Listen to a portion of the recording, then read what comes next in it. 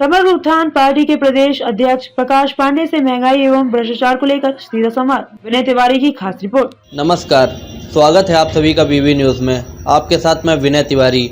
आज हम समग्र उत्थान पार्टी के प्रदेश अध्यक्ष प्रकाश पांडे जी के साथ बैठे हुए हैं। इनसे हम चर्चा करेंगे कुछ राजनीति के बारे में, कुछ समग्र उत्थान पार्टी के बारे में कि आपकी पार्टी क्या उद्देश्य है, क्या कार्य करती है। हम सीधे आपकी बात प्रकाश पांडे जी से करवाते हैं। बहुत बहुत धन्यवाद आपको। तो आप अभी मऊगंज फिलहाल में अभी जिला बना है तत्काल में, तो आप उसके विषय में क्या कहना चाहेंगे? देखिए, ये एक बहुत सराहनीय पहल है भारतीय जनता पार्टी के और सिरवा सरकार की, लेकिन इसमें कहीं ना कहीं राजनीति की बू आ रही है। बू इसलिए आ रही है कि आपका इतने साल का शासन चला गया, मऊगंज की जनता का, मऊगंज की परेशानी का, और मऊगंज को बहुत पहले जिला बना देना चाहिए था आपको।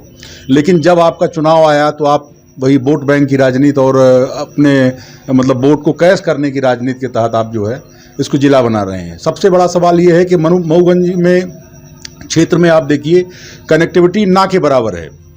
जो गांव हैं और जो देहात है, वहाँ से अगर मऊगंज जिला बन गया तो मऊगंज जाने के लिए कनेक्टिविटी लगभग ना के बराबर है। नई गढ़ी क्षेत्र के लोग या आपके और बहुत सारे जगहों के लोग मऊगंज पहुँचने के लिए कितनी मुश्किल से मऊगंज पहुँचना होगा उनको, आप देखिएगा, समस्याएं सामने आएंगी।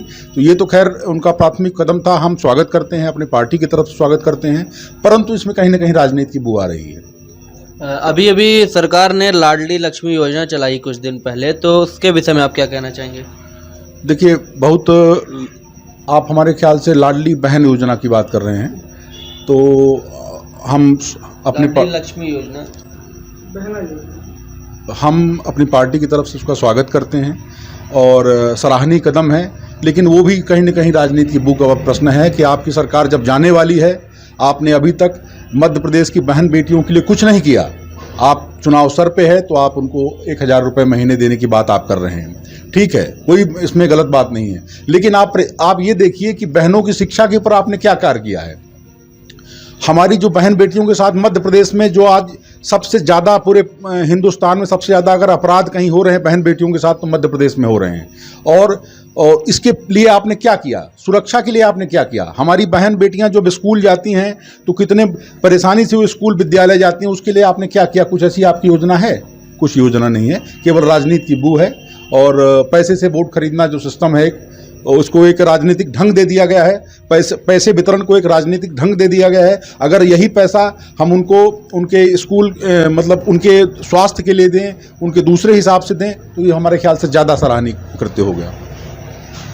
अच्छा, समग्र उत्थान पार्टी प्रदेश लेवल के आप नेता हैं, प्रदेश अध्यक्ष हैं, तो समग्र उत्थान पार्टी आने वाले विधानसभा चुनाव में क्या कुछ करने वाली है?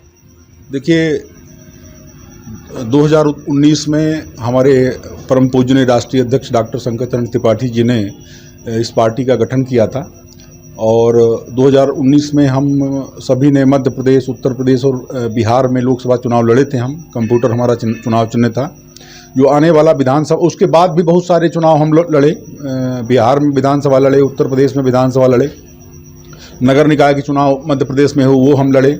जो विधानसभा चुनाव होने जा रहा है उसमें हम निश्चित रूप से एक दमदार प्रत्याशी खड़ा करेंगे। पूरे मध्य प्रदेश में हमारी योजना है और जन जन से हम अपने मिलेंगे और उनसे अपने मुद्दे की बात करेंगे और उनके कल्याण के हेतु जो हमारी पार्टी की योजना है उसके समक्ष रखेंगे, उनके समक्ष रखेंगे। तो आने वाले चुनाव में आपकी पार्टी का प्रभाव दिख सकता है?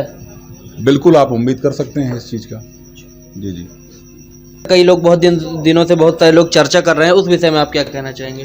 देखिए, विंध्य प्रदेश तो बहुत पहले बनना चाहिए था, और हमारी पार्टी पूरा समर्थन करती है। हम विंध्य प्रदेश को, हमारी पार्टी की घोषणा पत्र में भी है कि अगर हमारी पार्टी को जनता एक मौका देती है तो हम अवश्य रूप से विंध्य प्रदेश को एक पृथक राज्य के रूप में स्थापित करेंगे और उसकी जो गौरव है वो गौरव लौटाने का कार्य करेंगे।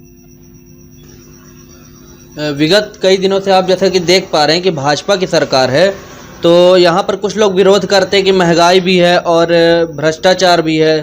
तो आपसे हम सीधे जानना चाहेंगे कि महंगाई, शिक्षा, भ्रष्टाचार के विषय में क्या कहना चाहेंगे? देखिए, ये तो बहुत गंभीर मुद्दा आपने उठा लिया।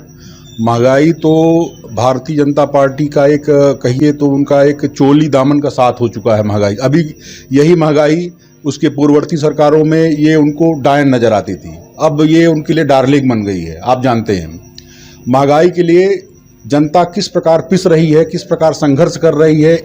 इसके लिए भारतीय जनता पार्टी के पास और शिवराज सरकार के पास और मोदी सरकार के पास कोई नीति नहीं है।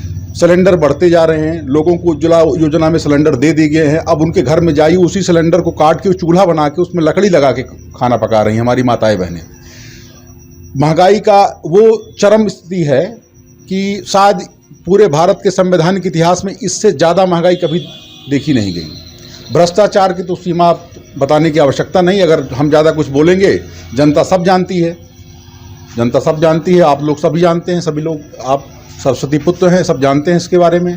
तो महंगाई तो ये स्थिति है, भ्रष्टाचार की तो ये स्थिति है कि इनका मतलब इसके बिना रह नहीं सकते। ये इसके बिना अभी एक विधायक का, भारतीय जनता पार्टी के एक विधायक का लड़का 40 लाख रुपए घूस लेते हुए पकड़ा गया, आप लोगों ने देखा होगा।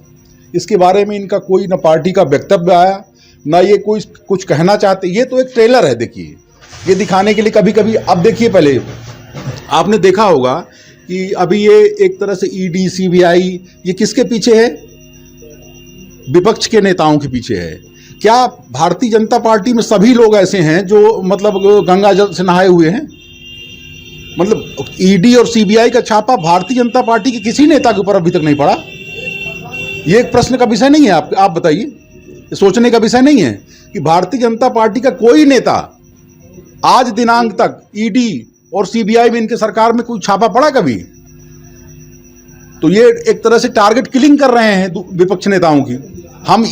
हम इनके भ्रष्टाचार के उन्मूलन के जो ये कृत्य है उसके खिलाफ बिल्कुल भी नहीं है, पर हम ये भी मानने के लिए तैयार नहीं है कि भारतीय जनता पार्टी के लोग भ्रष्ट नहीं हैं, भारतीय जनता पार्टी के विधायक भ्रष्ट नहीं हैं। उनकी जांच क्यों नहीं हो रही है? उनकी भी जांच होनी चाहिए।